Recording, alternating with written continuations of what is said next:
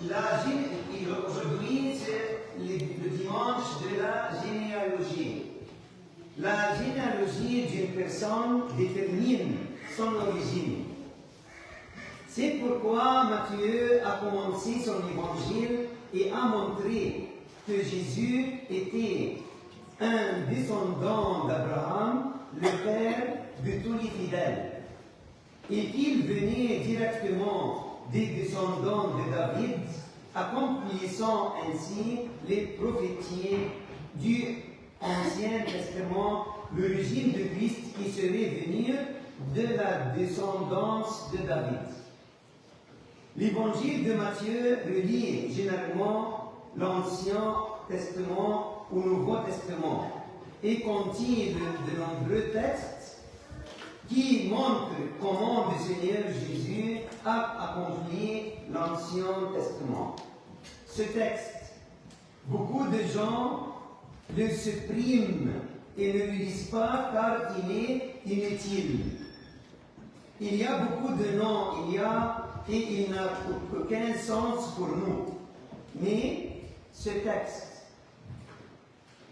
est-il réellement le lien entre l'Ancien Testament et le Nouveau Testament? Comment?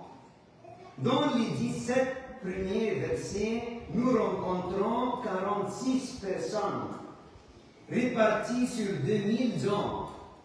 Ils étaient tous les ancêtres de Jésus, mais ils différaient par leur personnalité, leur condition spirituelle et leur expérience.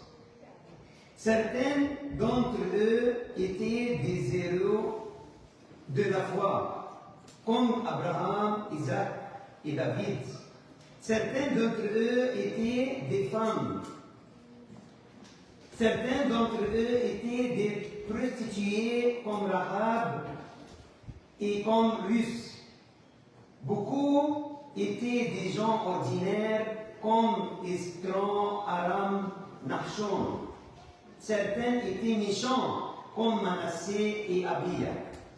Et aujourd'hui, nous lisons dans la Bible ce verset. Et le roi David engendra seulement de la femme de Uri. Qui est Uri et qui est sa femme? C'est la femme laquelle David a commis l'adultère et à cause d'elle, son mari Uri a été tué et elle est devenue enceinte de David avec un fils Salomon. Cet enfant est le fils du péché. Cet enfant qui allait devenir le roi de sagesse, qui construira le temple de Dieu, le temple de Salomon. Que nous enseigne ce texte? L'œuvre de Dieu dans l'histoire n'est pas limitée par les péchés humains. Dieu agit à travers des gens très ordinaires et les pécheurs. Tout comme Dieu a utilisé toutes sortes de personnes pour mettre son Fils au monde.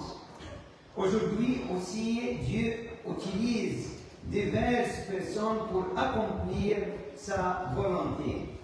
Chacun de nous est utilisé par Dieu pour accomplir son plan de salut. L'évangile d'aujourd'hui appelle chacun de nous. Nous attendons la naissance de Christ. Savoir que j'ai un rôle à jouer pour parvenir au salut dans ce monde. Même si tu es un pécheur comme David, même si je n'avais pas de science théologique, même si je ne peux pas prêcher, même si je ne suis pas mondialement connu, aussi je n'ai pas de grande capacité financière, cette Bible m'apprend à écouter la parole de Dieu. Je vis la parole de Dieu dans ma maison, mon travail et mon église. Je cherche à montrer Dieu à ceux qui ne connaissent pas Dieu, par mon amour, mon don, ma miséricorde et mon pardon envers les autres. Amen.